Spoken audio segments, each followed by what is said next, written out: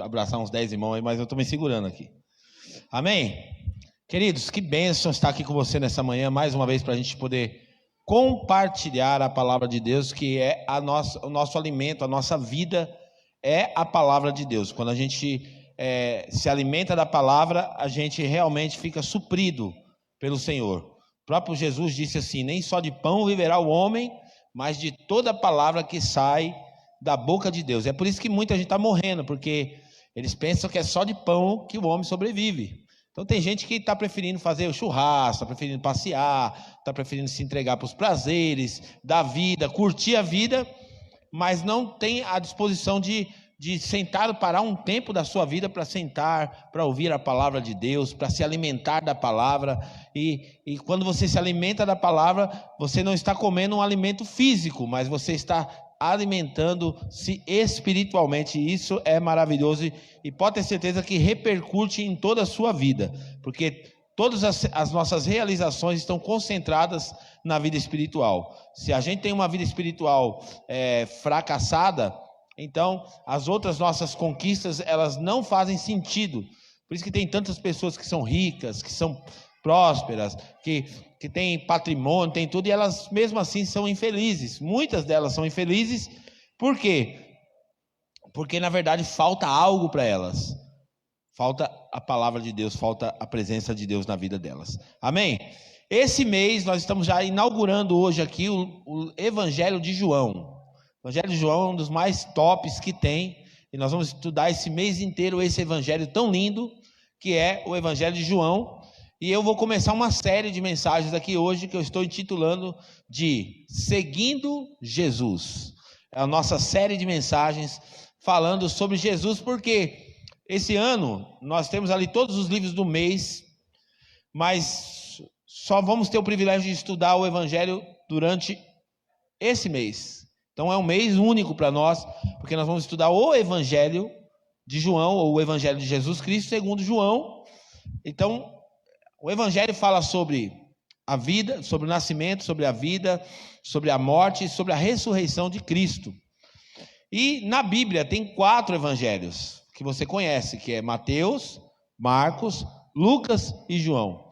E você já parou para perguntar por que existem 4 evangelhos? E por que eles estão concentrados aqui na Bíblia? Porque quando a gente lê os evangelhos, a impressão que tem é que a gente está lendo a mesma coisa. A gente lê Marcos, a gente lê Mateus, a gente lê Marcos, a gente lê Lucas, e parece que nós estamos lendo a mesma coisa, porque são chamados de evangelhos sinópticos, que eles compartilham de histórias, das mesmas histórias, do mesmo conteúdo. Por isso que eles são os evangelhos sinópticos, ou seja, evangelhos semelhantes. Então quando a gente lê, a impressão que a gente tem é que estamos lendo a mesma coisa. Só que uma informação que eu acho que vai te ajudar muito é você saber que cada evangelho foi escrito para um público diferente. Dos 4 evangelhos, cada um deles foi escrito para um público diferente, com um objetivo diferente, e cada evangelho apresenta Jesus de um jeito diferente. Então, quando a gente lê o Evangelho de Mateus, por exemplo, Jesus é o rei. No Evangelho de Mateus, Jesus é o rei. Por quê, pastor? Por que era necessário? Ele foi escrito para os judeus. Quando Mateus escreveu, ele escreveu para os judeus. Mateus foi uma testemunha ocular, ele estava lá, ele acompanhou, ele viu a trajetória de Jesus, ele andou com Jesus, e ele escreve para os judeus. E por que o Evangelho de Mateus ele é apresentado como Jesus o rei? Porque os judeus, eles esperavam um rei, então tinha que mostrar para os judeus que Jesus era o rei. E aí a gente nota isso logo no comecinho do Evangelho, que mostra a genealogia dele. Então Mateus, ele deixa bem claro, mostrando que Jesus era da linhagem de Davi, para que o povo judeu realmente acreditasse que ele era o rei. Então se você olhar lá na genealogia, você vai ver que existe uma conexão que ele vai fazendo, mostrando lá de Davi até chegar em Jesus, ou seja, o povo judeu poderia confiar que ele era o rei. Já o Evangelho de Marcos, ele foi escrito para os romanos. Então Mateus, Marcos, para os romanos. Por quê? Porque os romanos, né, tinha aquela questão de ter os seus escravos, ter o poder, tudo. E aí Jesus é apresentado no Evangelho de Marcos como o servo. Então Jesus em Marcos, ele é o servo que serve, e com a própria vida a gente nota a trajetória de Jesus todinha, ele servindo. Então no Evangelho de Marcos, Jesus é o servo. Já no Evangelho de Lucas, que foi escrito para os gregos ou para os gentios, Jesus é o homem perfeito. Então agora, para falar para os gentios, para falar para os gregos, não era interessante falar que Jesus era o rei, mas interessante era falar para eles que Jesus era o homem perfeito, porque os gregos tinham muito essa pegada de olhar para os homens e admirar os homens, e a questão filosófica. Então, quando Lucas escreve, que segundo alguns estudiosos, diz que o Evangelho de Lucas é um dos mais completos que tem, e eu gosto de ler Lucas porque ele é bem detalhista. Lucas ele faz questão de detalhar muita coisa aqui no Evangelho. Lucas era um homem muito inteligente, era um médico, um cara muito bem instruído. E ele escreveu esse Evangelho, então, para mostrar Jesus como um homem perfeito. E aí, na genealogia, se você olhar a genealogia que está lá no Lucas, não é igual a de Mateus, porque a de Mateus está fazendo questão de ligar Jesus com Davi. Já a genealogia que está lá em Lucas está mostrando desde Adão até Jesus, o homem perfeito, nascido de uma virgem. Então, isso era muito importante deixar relatado para os gregos. E por fim, o evangelho que nós vamos estudar esse mês, Jesus é apresentado como Filho de Deus.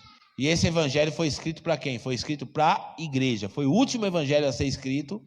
E ele foi escrito por quê? Ele foi escrito porque existia uma crise. Quando João escreve isso, os falsos profetas estavam se levantando com muita força. E o que era a dúvida que eles estavam colocando? Que Jesus não era Deus. Então eles estavam colocando em dúvida, colocando em questão que Jesus não era Deus. Ah, não, ele foi até um cara bacana, tal, mas ele não é Deus. E aí então João escreve o evangelho para mostrar a divindade do Senhor Jesus. Então nessa série que nós já estamos aqui compartilhando, primeira mensagem da série chama-se A Deidade de Cristo. Se você quiser anotar aí, tá? A Deidade de Cristo, que é a divindade. O nome deidade quer dizer divindade, ou seja, a divindade de Cristo Jesus. E nós vamos mostrar aqui, com a palavra de Deus, que Jesus é Deus. Isso tem que ficar claro. Eu estava meditando nessa palavra, gente, algo assim realmente se saltou aos meus olhos. Porque muita gente acredita em Jesus. Só que acreditar em Jesus não é difícil. Acreditar que Jesus faz milagre não é difícil. Acreditar que Jesus opera grandes coisas não é difícil. Mesmo naquele tempo, imagine as pessoas vendo Jesus multiplicar o pão, Jesus multiplicar peixe, Jesus curar pessoas. Era difícil de acreditar em Jesus? Não era. Agora, o grande desafio não é só acreditar em Jesus, mas o grande desafio é acreditar que Jesus é o Filho de Deus. É esse que é a grande sacada do negócio. Acreditar em Jesus, na verdade, eles conseguiam acreditar, mas eles precisavam acreditar que Jesus era o Filho de Deus. Então, quando João escreve esse evangelho, João vai começar, não é com uma genealogia, mas ele vai ligar exatamente Jesus a Deus. Você vai notar que quando começa o evangelho de João, pode abrir aí para nós, por favor, João, capítulo 1.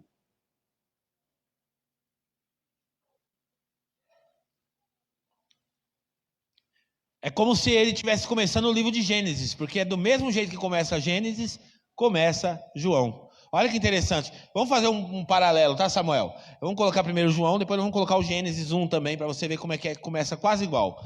Olha lá em João, ó. No princípio, era que... Ô, Samuca, você está na NVI, né? Não, põe na ACF mesmo. Vamos colocar a linguagem mais tradicional. Inclusive, eu quero conversar muito com a igreja depois, não agora, mas sobre versões da Bíblia, gente. A gente está tendo um problema muito sério com versões da Bíblia. E tem versões que não estão sendo confiáveis porque elas estão mudando muito a tradução do original. Então eu vou recomendar para a igreja a melhor tradução para a gente poder trabalhar uma tradução só com a igreja, para a gente não se perder no conteúdo, porque eles vão tirando do original, vão modificando, principalmente a sociedade pós-moderna, vai modificando, vai perdendo um pouco do efeito. do que é a palavra. Então a gente depois vai falar sobre isso numa próxima oportunidade. Mas diz assim, ó, no princípio era o verbo, e o verbo estava com Deus, e o verbo era Deus. Por exemplo, ó, quando a gente vê a Bíblia dos Testemunhos de Jeová, não sei se eles modificaram isso já, mas há muito tempo atrás, esse versículo aqui ele era feito errado lá. Estava escrito assim, ó, no princípio era o verbo estava com Deus, e o verbo era um Deus. Então lá na tradução dele estava errado. Um Deus, não, na verdade o verbo era Deus. Põe Gênesis 1:1. Ele vai falar de novo, ó. No princípio criou Deus os céus e a terra. Você vê que começa do mesmo jeito, no princípio. Então quando a Bíblia está dizendo assim, ó, no princípio, a Bíblia está falando que no início de tudo. No início de todas as coisas. E Jesus, ele não foi criado por Deus, imaginar assim, né? Porque Jesus não é dessa natureza que a gente imagina, mas ele não apareceu para tapar um buraco, para resolver um problema na história, não. Jesus existe desde quando existe o mundo, existe Deus, enfim, Jesus sempre existiu. Ele é a própria existência. Jesus sempre esteve na história. Então a gente conhece Jesus do Novo Testamento para cá, mas ele sempre existiu. E é por isso que o Evangelho de João está mostrando a divindade de Cristo, dizendo, olha, no princípio ele era o verbo. O verbo estava com Deus e o verbo era Deus. E o verbo é o quê? O verbo é a palavra. Então quando Deus está criando todas as coisas, fala que pela palavra de Deus as coisas foram criadas. Então essa palavra de Deus é o próprio Jesus. Então se a gente fosse organizar mais ou menos de uma forma como tudo aconteceu, é como se Deus fosse o planejador, Jesus fosse o criador e o Espírito Santo fosse o executor. Se a gente pudesse organizar, seria mais ou menos dessa forma. Deus o planejador, Jesus que é a palavra, o criador, porque pela palavra tudo foi criado, pela palavra as coisas aconteceram. Então o verbo que é a palavra, Jesus, estava presente o tempo todo na história. Outro dado interessante que eu acho que vai te ajudar muito para te mostrar que Jesus é Deus, e também vai falar um pouco da presciência de Deus, porque Deus, ele já enxerga tudo, Deus já sabe o que vai acontecer, porque ele é onisciente. Então a Bíblia vai falar de Jesus, Apocalipse 13:8, olha que dado interessante isso. Isso aqui chega a dar até parafuso na cabeça de alguns, mas olha que interessante, ó. E adoraram-no todos que habitam sobre a terra, esses cujo nome não estão escritos no livro da vida, do Cordeiro, que foi morto desde a fundação do mundo. Então Jesus, ele já nasceu, entre aspas, né, porque Jesus não nasceu, mas no início da história, Jesus já veio morto. Como isso? Está dizendo que ele foi morto, não foi no Novo Testamento, mas ele foi morto na fundação do mundo. Por quê? Porque Deus, na sua presciência, ele já sabia que o homem precisaria de um resgate, que o homem precisaria ser resgatado. Então, aqui mais uma vez, no livro de Apocalipse, que inclusive é escrito por João também, ele está mostrando, dizendo assim, olha, o Cristo foi morto antes da fundação do mundo.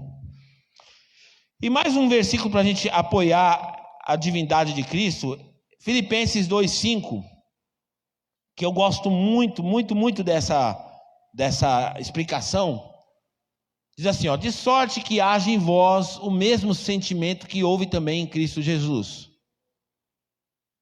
que sendo em forma de Deus, não teve por usurpação ser igual a Deus. Estou falando de Jesus aqui. Olha só, que sendo em forma de Deus, não teve por usurpação ser igual a Deus, porque agora Jesus, que é enviado por Deus na terra, ele vai tomar a forma humana, e ele vai se esvaziar da sua divindade para tomar a forma humana. E olha o que a Bíblia vai continuar dizendo, continua. Mas fez a si mesmo de nenhuma reputação, tomando uma forma de servo, fazendo-se semelhante aos homens. E achado na forma de homem, humilhou-se a si mesmo, sendo obediente até a morte, e morte de cruz. Continuando. Por isso também Deus o exaltou soberanamente e lhe deu um nome que é sobre todo nome, para que ao nome de Jesus se dobre todo o joelho dos que estão no céu e na terra e debaixo da terra, e toda língua confesse que Jesus Cristo é o Senhor, para a glória de Deus Pai. Então, mais uma vez, nós podemos apoiar, sabendo que Cristo, ele não era um frágil.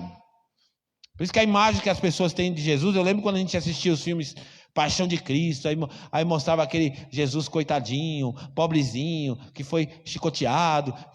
Querido, tudo aquilo ali fazia parte do plano de Deus. Se não passar por aquilo, ele poderia resolver o problema. É só estalar o dedo, vinha uma legião de anjos, já derrubava tudo, já destruía tudo. Então, tudo que Jesus fez aqui nessa terra, ele fez para cumprir a vontade do Pai. Mas ele era Deus e ele é Deus. Jesus Cristo é Deus. E o mais incrível que acontece ainda no Evangelho de João, que a gente está estudando, os próximos versículos vão mostrar para nós o que isso proporcionou para nós. O que é essa vinda de Jesus na terra. Se Jesus, que é Deus, veio na terra, tomou a forma humana, enfrentou a morte de cruz. E agora, olha o que a Bíblia vai dizer, Evangelho de João, capítulo 1, versículo 10. Mais uma vez, reforçando isso.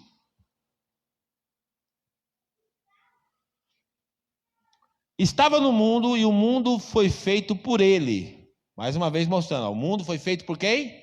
Por ele. E o mundo não o conheceu. Continua.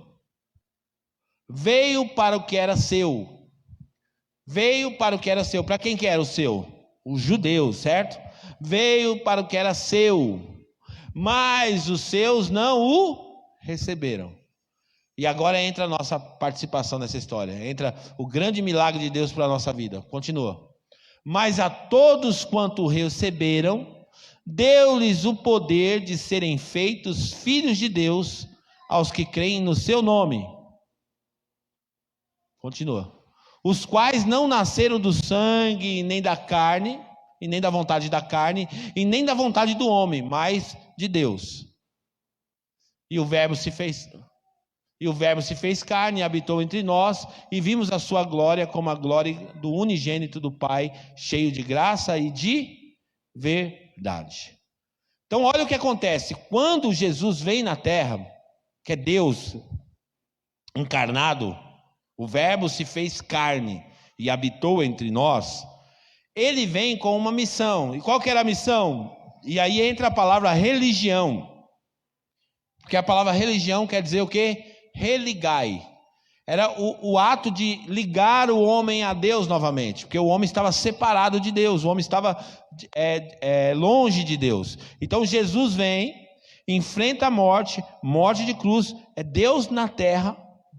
Olha só, aproximando o homem de novo. Enfrenta a morte de cruz. E agora ele dá o direito para nós. Para todos aqueles que recebem ele, dá o direito de se tornarem filhos de Deus. Essa é a maior revelação que um cristão pode ter, de ser filho de Deus. Você precisa assumir essa identidade de filho de Deus, porque foi para isso que Jesus foi enviado na terra, para que você fosse um filho de Deus. É muito ofensivo às vezes a gente falar para uma pessoa que ela não é filha de Deus. Porque na cabeça do mundo, todo mundo é filho de Deus. Mas essa não é uma verdade, nem bíblica e nem racional, não é. Por quê? Porque só pode ser filho de Deus aqueles que recebem a Jesus. Vai ser ofensivo, a pessoa pode espernear, ela pode ficar brava, ela pode se sentir mal, ela pode se sentir ofendida. Ai, poxa, lógico que eu sou filho, isso vai dar até questão de debate, a pessoa vai querer. Só que eu posso aqui falar que eu sou filho do Silvio Santos. Porque falar que eu sou filho do Silvio Santos, qualquer um pode falar. Eu posso falar que eu sou filho do Pelé. Eu posso falar que eu sou filho da Xuxa. Agora, falar que não me faz ser um filho. Eu tenho que ter a legitimidade de ser esse filho. E a legitimidade para ser filho de Deus precisa receber a Jesus. Então Jesus, ele vem como na terra? Ele vem como o unigênito do Pai. Por isso que a Bíblia fala lá, João 3,16. Deus amou o mundo de tal maneira que deu o seu filho. O seu filho? O que quer dizer a palavra unigênito? Quer dizer primeiro e único. Primeiro e único, tá? Ou único e primeiro. Primogênito não, mas unigênito sim. Então, Jesus veio como seu filho unigênito na terra. E agora, quando Jesus cumpre a missão dele, ele não é mais um unigênito. Agora ele é o quê? Ele é o primogênito. Porque o que Jesus fez aqui por nós, ele colocou todos nós na mesma condição de filhos. Todos nós que entregamos o nosso coração a Jesus genuinamente, e só quem sabe o que é genuíno ou não, não sou eu, não é eu que vou medir isso, quem vai medir isso é o próprio Deus, mas todo mundo que entrega o coração para Jesus genuinamente, tem o poder de se tornar um filho de Deus. Você se torna filho de Deus quando você entrega a sua vida para o Senhor Jesus. E tudo isso ocorre pela fé. Gálatas 3,26. Olha que interessante. Gálatas 3,26 diz assim: porque todos sois filhos de Deus pela fé em Jesus Cristo. É simples assim. Porque eu acredito em Jesus Cristo como filho de Deus, eu me torno filho de Deus com Ele. E agora Ele me fez co-participante. Agora eu tenho livre acesso, porque eu sou um filho de Deus. Agora vale lembrar, gente, abrindo um parênteses bem grande, você sabe o que matou Jesus? Sabe o que levou Jesus à morte? O que fez as pessoas odiarem Ele? O fato dele ser filho de Deus. Porque ele falava para os outros que era filho de Deus, ou porque as pessoas concluíam que ele era filho de Deus, e aí a pessoa ficava muito brava, os judeus ficavam bravos, isso é uma blasfêmia! Quem está achando que ele é? E levou ele para a morte justamente por causa disso. Por ele ser o filho de Deus. Agora, é muito interessante quando essa transformação acontece, porque se tudo é pela fé, gente, a gente não vai ver. Porque fé não é o que você vê, mas fé é o que você crê. Então, por exemplo, você chega aqui e entrega seu coração para Jesus. E é mais do que um apelo, vale lembrar isso. É mais do que um apelo de chegar aqui e falar, quem quer entregar a vida para Jesus? Aí você vem aqui na frente, a gente faz uma oração por você. É mais do que isso. Porque muitas pessoas eu já fiz muitos apelos quando eu estou pregando, muitos apelos. E eu já vi muitas pessoas vir na frente aqui, os pastores estão aqui, testemunha, gente vem chorando, gente vem esperneando, chorando, emocionalmente, fragilizada, vem aqui e entrega o coração para Jesus. E aí a gente comemora, hoje foi demais na igreja, 10 pessoas entregaram a vida para Jesus, 20 pessoas, o reino de Deus, o reino dos céus está em alegria, 30 pessoas entregaram a vida para Jesus, como se aquela oração fosse realmente a prova final de que ela entregou a vida para Jesus. Na verdade, queridos, quando você se torna filho de Deus, lá no seu íntimo você sabe que você é filho de Deus.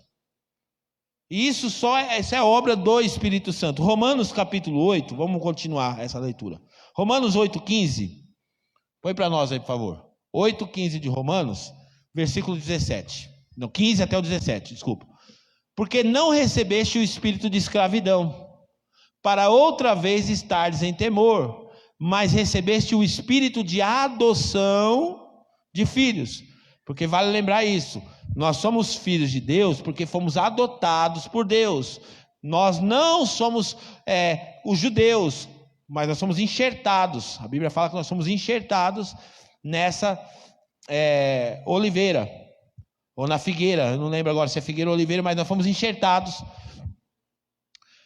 Espírito de adoção de filhos, pelo qual clamamos Abba Pai. Que quer dizer o quê? Papaizinho, ou papai querido, enfim... Papai, é a forma como a gente se relaciona com Deus. O próprio Espírito, grave bem esse versículo e note a forma como ele tá colocado para a gente aqui, ó. O próprio Espírito, com letra maiúscula, testifica com o nosso Espírito, com letra minúscula, Espírito de Deus, Espírito do homem, que somos filhos de Deus.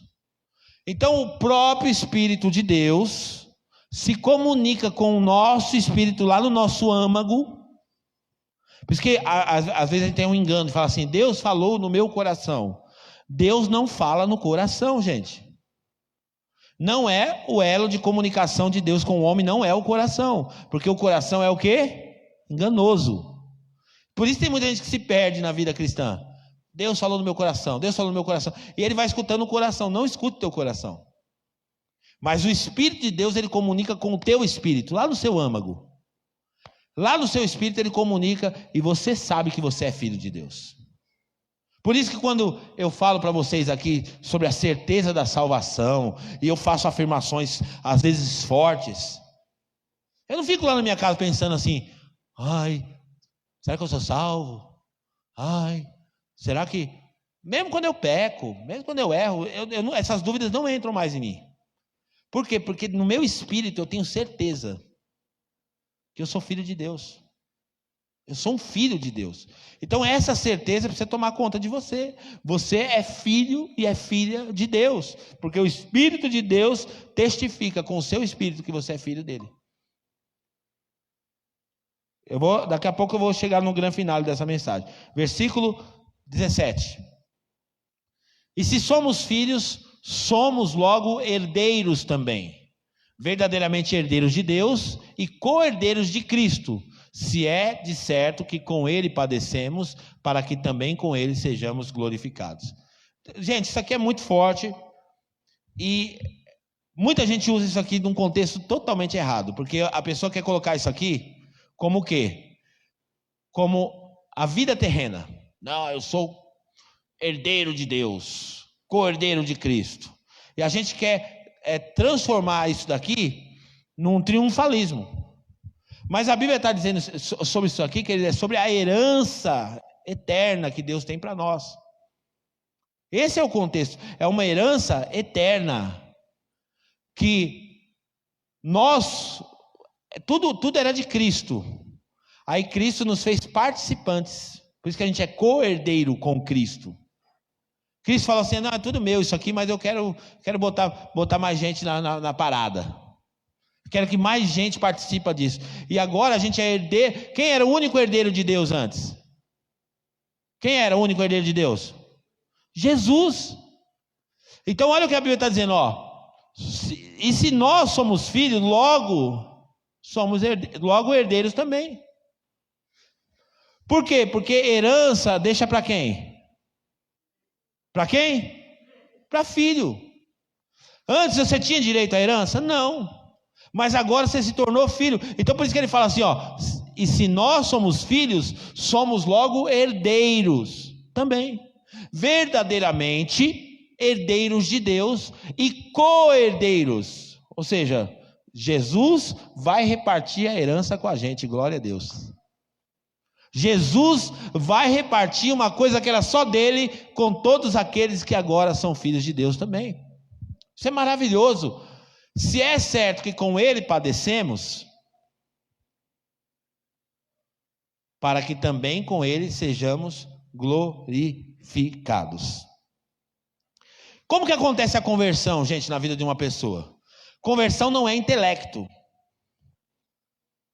Conversão não é 100% racional, apesar da sua razão também o seu culto racional também está acontecendo aqui agora. Na medida que eu vou pregando a palavra vai entrando em você vai entendendo a palavra. Só que conversão não é algo que acontece na mente. Mas conversão é algo que acontece no seu interior. E olha o que a Bíblia diz em Romanos, capítulo 10, versículo 10.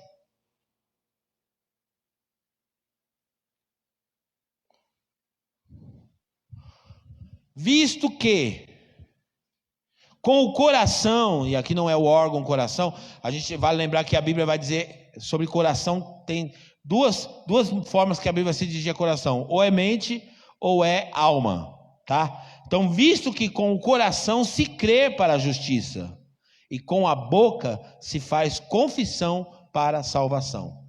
Então, não é só com a boca que acontece. Então tem muita gente que vem só com a boca e faz a confissão. E ela sai convencida que é filha de Deus, porque com a boca dela ela confessou. Não. Antes dela confessar com a boca, ela tem que crer no seu interior que Jesus Cristo é o Filho de Deus. Essa é a convicção que tem que tomar conta dela. Que Jesus Cristo é o Filho de Deus e que agora, por meio de Jesus Cristo, eu posso me conectar com Deus. Eu me torno filho de Deus também, junto com Cristo. Também vale lembrar que você só reconhece que Jesus é o Filho de Deus por uma revelação dos céus. Isso não é algo, como eu falei, natural, é uma revelação.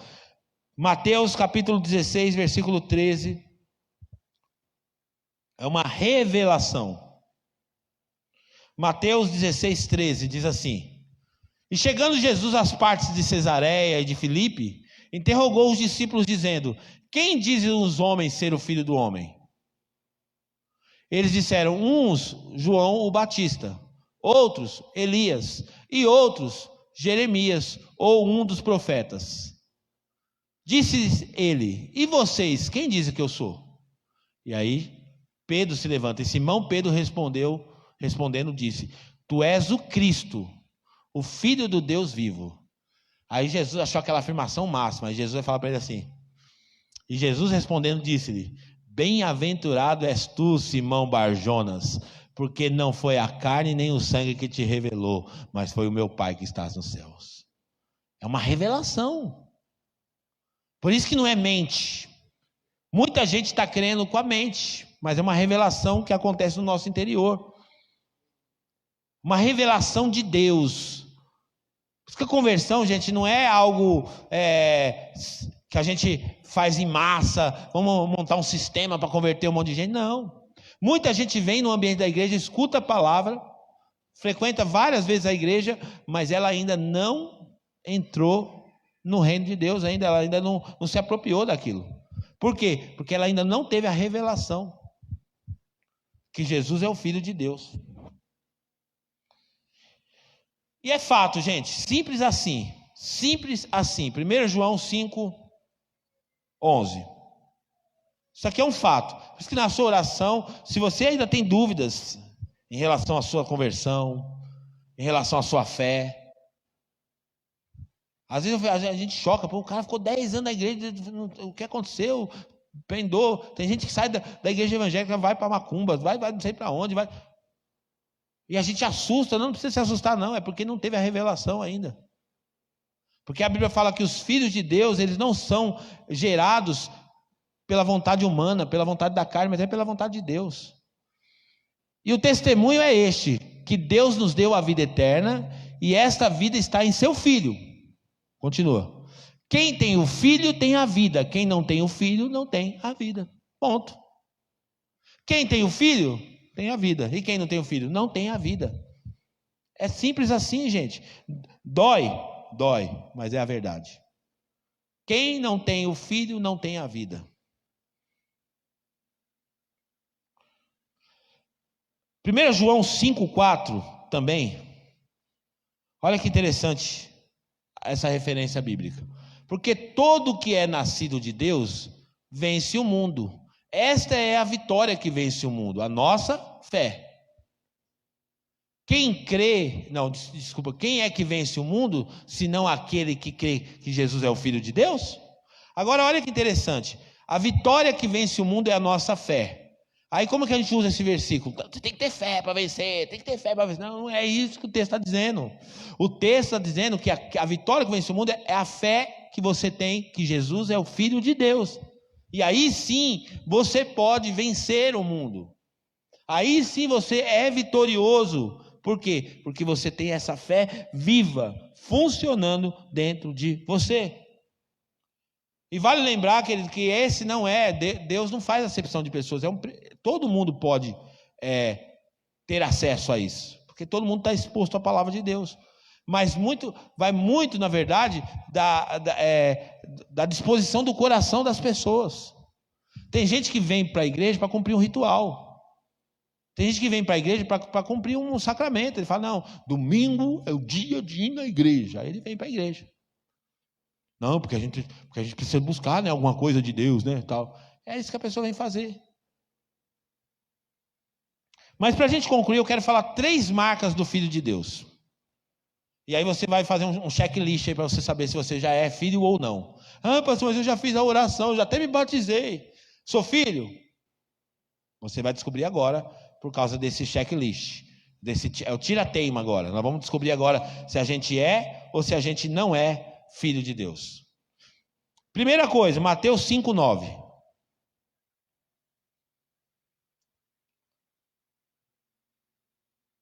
Bem-aventurados pacificadores, porque eles serão chamados filhos de Deus. Na nossa célula, até o Dr. Alf que ministrou essa semana lá e compartilhou esse versículo. Mas eu queria falar sobre essa questão da pacificação, que é um chamado de Deus para o filho dele. O filho de Deus é um pacificador. O que é pacificador, gente? É aquele que promove a paz. Ele é um pacificador. Mas eu quero ir um pouco mais além. Porque de repente você vai falar, não, pastor, graças a Deus, então já passei nesse daí, pastor, porque eu sou da paz. Ó, paz e amor, pastor. Pastor, ó, eu não gosto de briga, eu não gosto de discussão. E a gente vai achando que a gente é da paz por causa disso. Só que essa pacificação, ela vai falar da pacificação que você faz de Deus com o mundo. Olha o que diz a Bíblia, que interessante. Segundo aos Coríntios, capítulo 5, versículo 17. Você está comprometido com isso? O Filho de Deus, ele está comprometido exatamente com isso. Olha só. Assim que se alguém está em Cristo, é uma nova criatura, e as coisas velhas já passaram, e eis que tudo se fez novo. E tudo isso provém de Deus. Ó, primeiro a gente vê que a iniciativa é de Deus, provém de Deus, que nos reconciliou consigo mesmo por Jesus Cristo. Então olha só que interessante. Cristo era um pacificador. Por quê? O próprio Deus é o pacificador, porque o mundo estava separado de Deus. Aí Cristo vem no mundo, que é o próprio Deus encarnado, vem no mundo para fazer o quê? Para pacificar. Então, a iniciativa foi de Deus. Deus vem no mundo para promover a paz com Ele. E agora, olha que interessante, ó. Que nos reconciliou consigo mesmo por Jesus Cristo. E nos deu o ministério da reconciliação. Diga assim, ministério da reconciliação. Quer entrar no ministério? Tem mais um ministério novo na igreja para você entrar. Ministério da reconciliação. Nossa, pastor, eu pensei que era consolidação. Não, esse é o da reconciliação. Para quem pode participar desse? Todo crente, todo filho de Deus é do ministério da reconciliação. E aí o que esse filho de Deus faz? Ele quer reconciliar as pessoas com Deus. E ele vai falar de Deus para as pessoas. E ele não vai viver um evangelho isolado. Ele não vai ser alguém que vai vir aqui na igreja se alimentar e ele vai perder oportunidades de poder manifestar esse evangelho para as pessoas lá fora. O Filho de Deus tem compromisso com a reconciliação, porque ele é um pacificador. O Filho de Deus, ele tem envolvimento em ganhar almas para o reino de Deus, porque ele é um pacificador por excelência. Ele não se esforça para ser, ele é, porque ele fala assim: eu preciso unir as pessoas, eu preciso conectar as pessoas, eu preciso falar de Deus para as pessoas, eu preciso apresentar Jesus para as pessoas, porque Jesus Cristo é o caminho, a verdade e a vida, e elas não vão ter relacionamento com Deus se elas não conhecerem o Senhor Jesus. E ele vai continuar dizendo, olha lá, isto é, Deus estava em Cristo, reconciliando consigo o mundo, não lhes imputando os seus pecados, e pôs em nós a palavra da reconciliação. Diga assim: Cristo pôs em mim a palavra da reconciliação. Isso é ser pacificador. O Filho de Deus é um pacificador, porque ele tem uma palavra de reconciliação. Ele não imputa pecado. A gente não evangeliza apontando o pecado. A gente não evangeliza chamando as pessoas para condenar elas, para dizer que a vida delas, não, nada disso. A gente vai dizer para elas que elas precisam se achegar a Deus, e que existe um lugar onde ela pode se achegar a Deus, que existe um caminho que pode levar ela a Deus. Então ele diz assim, olha o que Cristo vem fazer. Cristo vem, a Bíblia fala que Deus estava em Cristo, reconciliando consigo o mundo que estava separado de Deus, não lhes imputando os pecados. Deus estava fazendo o quê? Estava perdoando o pecado das pessoas, dizendo assim: apesar dos seus pecados, eu vim me reconciliar com você. Apesar da sua vida de pecado, eu vim para trazer para você um novo estilo de vida. Continua.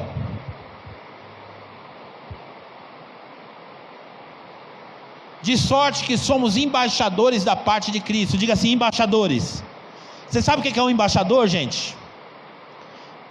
Vamos pensar junto aqui. Quem já foi numa embaixada aqui? Alguém já foi numa embaixada?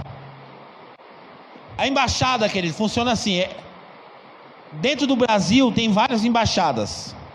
Tem embaixada dos Estados Unidos, embaixada da África, tem várias embaixadas. E quando você entra numa embaixada, naquele território, naquela geografia, o que vigora ali não é a lei do país que aquela embaixada está, mas é como se, quando eu piso na embaixada dos Estados Unidos, sabe o que acontece? Eu acabo de entrar nos Estados Unidos, mesmo sem pisar num avião. Aqui no Brasil, se eu entrar na embaixada dos Estados Unidos, eu estou dentro dos Estados Unidos. Ali, o que vigora ali, dentro daquela embaixada, eles são representantes do país deles dentro do Brasil. Então é isso que Deus está falando. Nós somos embaixadores de Cristo. Nós representamos o reino de Deus aqui na terra. Nós temos essa palavra de reconciliação em nós. O mundo vai ser salvo se nós abrirmos a nossa boca para falar do amor de Deus para as pessoas. Então somos embaixadores da parte de Cristo, como se Deus por nós rogasse. Rogamos, pois, da parte de Cristo, que vos reconcilieis com Deus. Paulo está dizendo aqui, de sorte que somos, ele está falando dele e de quem está com ele aqui, da equipe dele. De sorte que somos embaixadores. Ele está falando que ele é embaixador, e ele está falando para as pessoas: nós somos embaixadores, e a gente roga para vocês se reconciliar com Deus. Só que agora não é Paulo que fala mais isso, agora quem fala isso somos nós. Nós somos embaixadores, e agora a gente vai rogar para as pessoas, a gente vai apresentar para as pessoas, para que elas se reconciliem com Deus. Essa é a primeira marca do Filho de Deus. Passou no teste aí já ou não? No checklist aí, você está falando de Jesus para as pessoas? Você está falando, você está pacificando, você está evangelizando, porque os pacificadores serão chamados filhos de Deus. Então se envolva com o ministério da reconciliação, porque a palavra de reconciliação está em você. Pastor, eu não sei evangelizar. Pastor, não tem problema, só traz a pessoa. Traz a pessoa para o seu ambiente, que aqui ela vai ouvir a palavra, que ela leva para a célula, traz para o culto, envolve ela vai ter contato com a palavra e ela vai ter acesso à salvação. Esse tem que ser o nosso desejo. Segunda marca do Filho de Deus, gente. Romanos 8,14. Romanos 8,14. Porque todos que são guiados pelo Espírito de Deus, esses são filhos de Deus. O Filho de Deus é guiado pelo Espírito de Deus. Isso aqui é um exercício da fé. A gente tem que aprender a viver nessa atmosfera. Porque às vezes a gente é guiado pelas nossas emoções, pelas nossas vontades, a gente é guiado pelos nossos próprios desejos, a gente é guiado pelos sentimentos, a gente vai ser guiado por um monte de coisa e não vai ser guiado pelo Espírito. Mas o Filho de Deus, ele é guiado pelo Espírito de Deus. Aí você pergunta para mim: pastor, como eu sei se eu estou sendo guiado pelo Espírito de Deus? Essa é uma dúvida que as pessoas têm. Como eu sei que é o Espírito que está me guiando? Porque o Espírito tem um estilo de guiar. O próprio Jesus falou isso. Como que o Espírito guia? A Bíblia vai ensinar para a gente, João 16:13.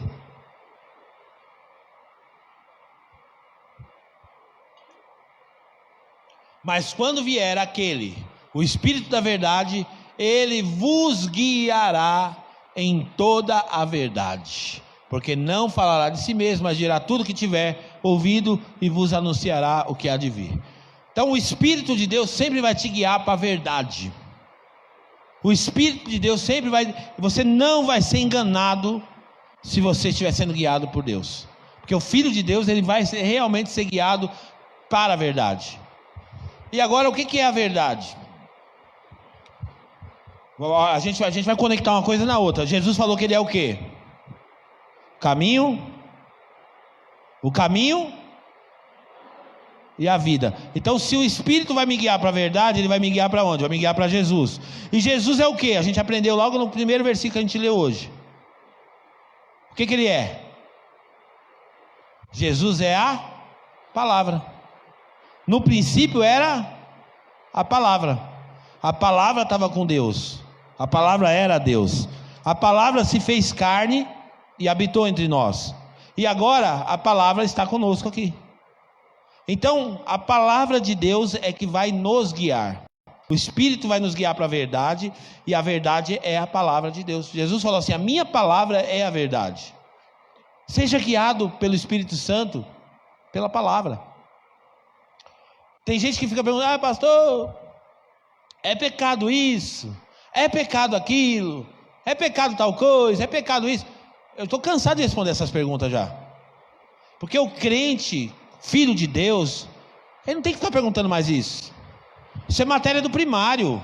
Porque quem é guiado por Deus não tem mais essas dúvidas, gente. Quem é guiado por Deus não tem mais dúvidas o que é pecado e o que não é. Por quê? Porque ele é guiado por Deus e o Espírito de Deus vai guiar ele para a verdade. Então é um assunto que a gente trata com gente recém-convertido, com gente que está chegando agora. Agora, crente velho não pode ter essas dúvidas mais, gente. Pessoa que já tem uma caminhada na vida cristã, ele não pode ficar o tempo todo: será que é pecado isso? Será que é pecado aquilo? É pecado não sei o quê. Querido, o Espírito de Deus mora em você. E ele vai te guiar. Pergunta para o Espírito Santo que ele vai te falar. Essa é uma característica do Filho de Deus. Ele é guiado por Deus. Ele é guiado pelo Espírito de Deus. E terceira e última marca: eles não têm prazer no pecado. O Filho de Deus não tem prazer no pecado. João capítulo 3. 1 João capítulo 3. Às vezes a pessoa fala: pastor, fulano está fazendo tal coisa, fulano está não sei na onde, o cara estava lá fumando narguilha, o cara estava... Eu não quero saber.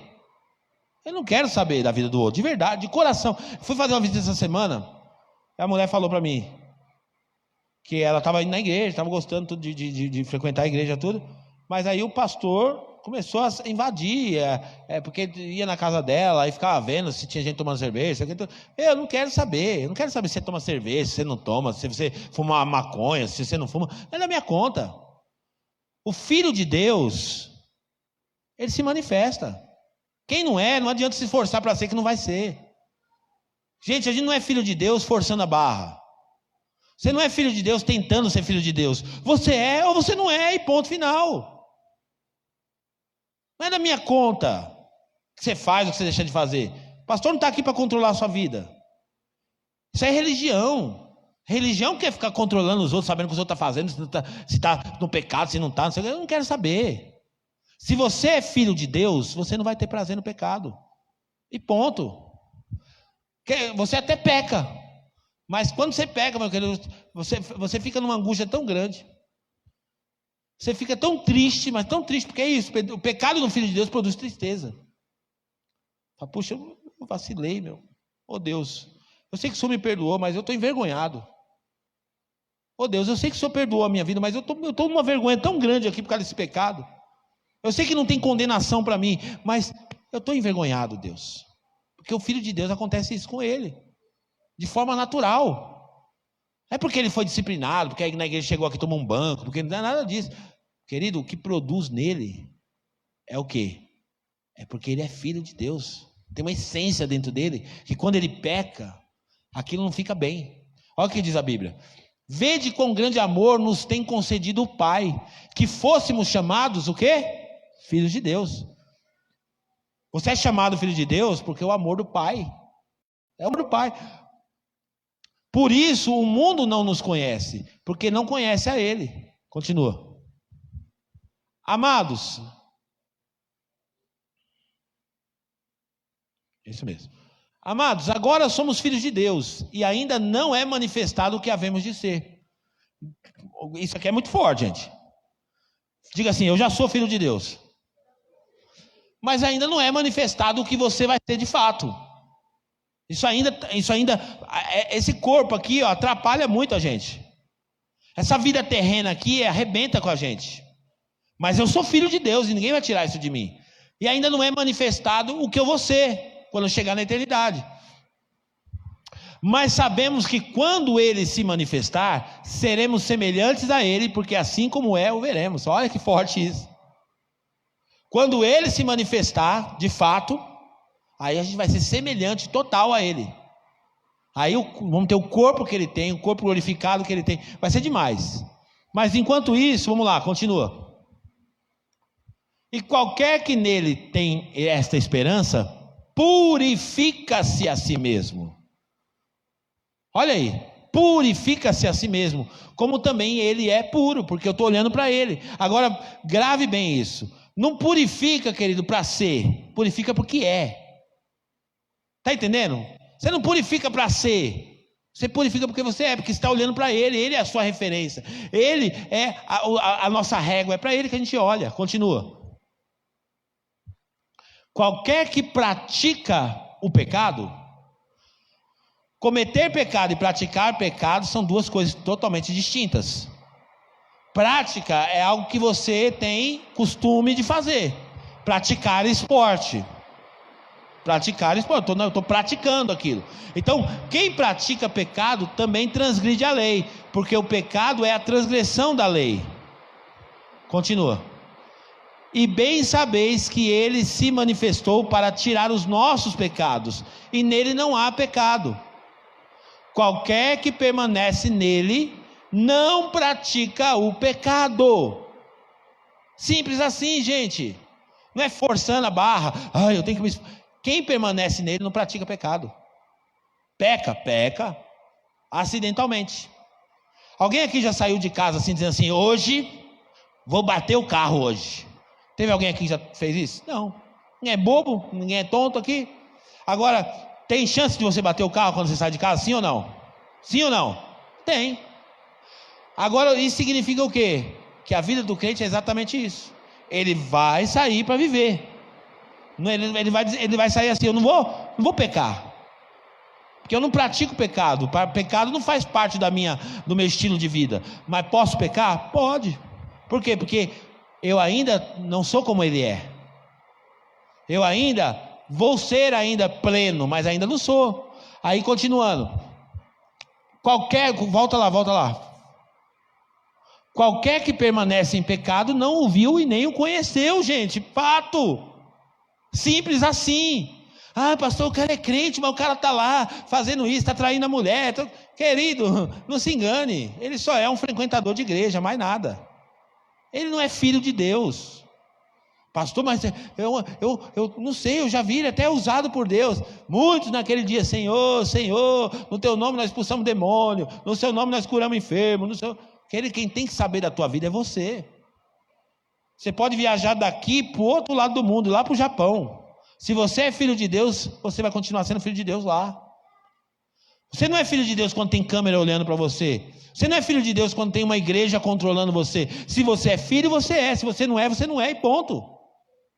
O filho de Deus não tem prazer no pecado. O filho de Deus não tem prazer no pecado. Eu quero até usar uma ilustração que me veio agora aqui, o doutor Alf colocou na célula, interessante, da porca. Uma porca, quando você lava ela não deixa de ser porca, só porque você lavou ela e prendeu ela no cercadinho. Aí a religião controla, a religião, vamos lá, a cerca é a religião, gente. Pega a porquinha, lava ela e põe ela dentro do cercado. Aí a porquinha na frente dela tá vendo lá uma poça de lama, ela tá babando até, doida para ir para a lama. Na hora que você abre a porteira, para onde a porca vai? Para a lama. Por quê? Porque a essência dela é lama. A essência dela é ser porca. Agora vamos imaginar se a gente tivesse o poder de pegar uma porca e pregar para a porca: porca, você não é mais porca, porca. Ô porca, você não é porca, porca, porque você era porca, agora você não é mais porca, porca. E aí a porca se convencesse que não era porca mais. Aí você soltava ela lá. Não precisa de cerca nem nada. Ela via a lama, ela olhava para a lama e fazia: tem não quero chegar nem perto dessa lama. Aí vamos imaginar que a porca fosse passar e caísse uma gota de lama nela. Aí ela: ai, meu Deus, a lama em mim. Porque é assim. O servo de Deus é desse jeito. Se você é filho de Deus, quando cai uma gota de lama em você, você fica em crise. Caiu uma gotinha de lama. Ai meu Deus, eu preciso me lavar. Ai, eu estou incomodado. Eu não posso ficar com essa gota de lama não, porque é uma gotinha de lama. Mas ele não tem prazer naquilo. É exatamente isso, gente. O pecado na vida do crente tem que ser essa tem que ser a relação do crente com o pecado.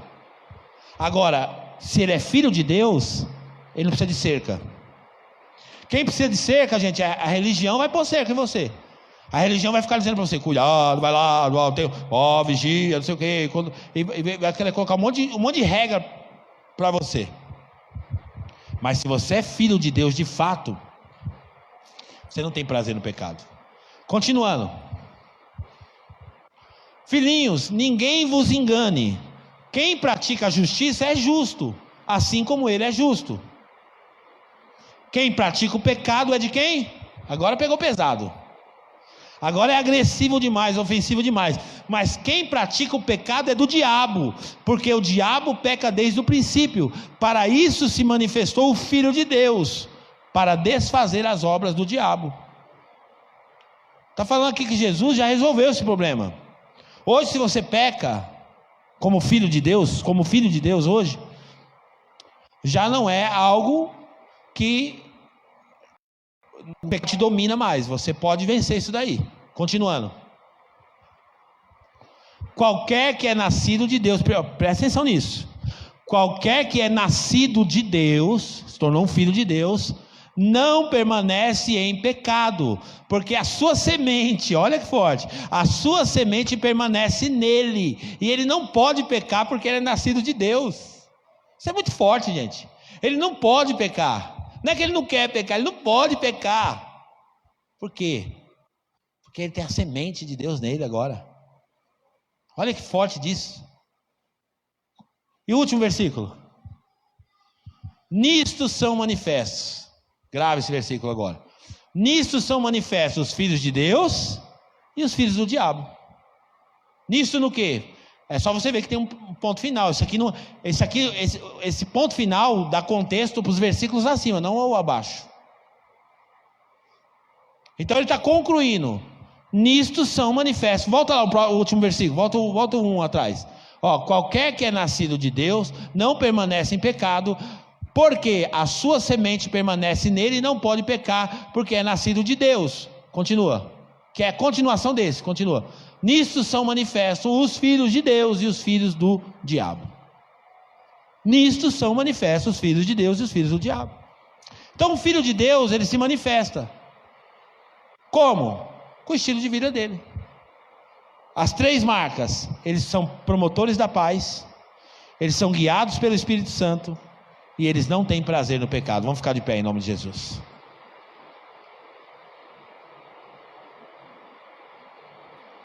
Simples assim, querido. Agora, se você é filho de Deus, porque essa é a proposta do Evangelho de João. Primeiro, a proposta do Evangelho de João é mostrar que Jesus é Deus. E segundo, é dizer para você que agora você também é filho.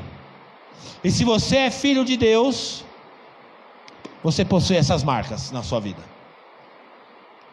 Você não precisa de controle. Tem sido libertador pregar isso aqui na igreja. Sabe por quê? Porque eu já fui um pastor que eu achava que eu tinha que controlar. De verdade. Eu achava que eu tinha que monitorar a vida do cristão, para ver se o que ele estava fazendo. Eu achava que eu tinha que ficar investigando para ver se ele estava andando em santidade ou não. Eu queria meio, eu era meio invasivo até. Eu queria meio que interferir. Hoje, com essa mentalidade que o Espírito Santo tem colocado no meu espírito, eu só prego a palavra. Eu só prego. Estou aqui hoje, estou pregando a palavra. O que você vai fazer depois do culto? Não me importa. Não é eu que te transformo. Não é eu que guio você. O que você vai fazer? Você vai acabar esse culto aqui e vai entrar num prostíbulo? Não me importa. Isso só vai revelar de quem que você é filho. É forte. Isso só vai... A nossa caminhada só revela de quem que a gente é filho. Filho de Deus, peca. Às vezes a gotinha de lama respinga na gente, às vezes. Acontece. Mas ele fica incomodado. Agora e a porca? A porca gosta da lama. A porca gosta de rolar na lama, ela gosta. E quando você limpa ela sente muito incomodada com a limpeza, não com a sujeira. E na igreja a gente não pode pegar um monte de gente, dar banho nas pessoas e botar na cerca. Dar banho e botar na cerca, dar banho e botar na cerca. A igreja não pode ter cerca. A igreja tem que ter as porteiras abertas. E os filhos de Deus sabem entrar, sabem sair, sabem ser filhos de Deus em qualquer lugar. Eles vão numa festa, eles sabem ser filho de Deus naquela festa. Eles vão não sei na onde, eles sabem ser filho de Deus. Eles sabem ser filhos de Deus em qualquer lugar. Porque eles sabem que mais do que uma igreja olhando para eles, tem os olhos de Deus, o Pai. O Pai que tudo vê. O Pai que tudo contempla. E se você ama seu pai como filho de Deus, se você ama o Pai de verdade, por isso que essa conferência que a gente ia ter aqui ontem ia ser muito boa, mas vai ser em abril, com fé em Deus, para a gente entender o que é a paternidade de Deus. Porque quando a gente entender que Deus é o nosso Pai, de fato, e que a gente quer agradar o coração dele, e que a gente não quer entristecer o nosso Pai, não quer desonrar o nosso Pai, nosso estilo de vida muda. Por quê? Não é porque a gente tem medo do Pai, porque a gente não quer desonrar o Pai. É que o Pai não merece que a gente faça isso. O Pai é tão bom para a gente. Poxa, eu não posso ser ingrato desse jeito com meu Pai. Nisso são manifestos os filhos de Deus e os filhos do diabo. De quem que você é filho? É forte, Brasil. É forte, Brasil. Mas revela. Nossa dinâmica de viver revela da onde vem a nossa filiação. É muito sério. A nossa dinâmica de vida revela quem é o nosso Pai. Então, os filhos de Deus estão envolvidos com a obra, o ministério da reconciliação, porque eles são pacificadores. Os filhos de Deus, eles são guiados por Deus, pelo Espírito de Deus. Eles não estão o tempo todo buscando. Eu até citei o Isaac aqui de exemplo. Pastor, me impactou as palavras dele. E eu vi que não foi uma palavra de efeito, não. Pastor, eu agradeço a Deus, porque o que eu tenho aprendido nessa igreja, eu tenho me tornado o pastor da minha casa. É isso, gente. A gente tem que sair para viver o evangelho, viver a vida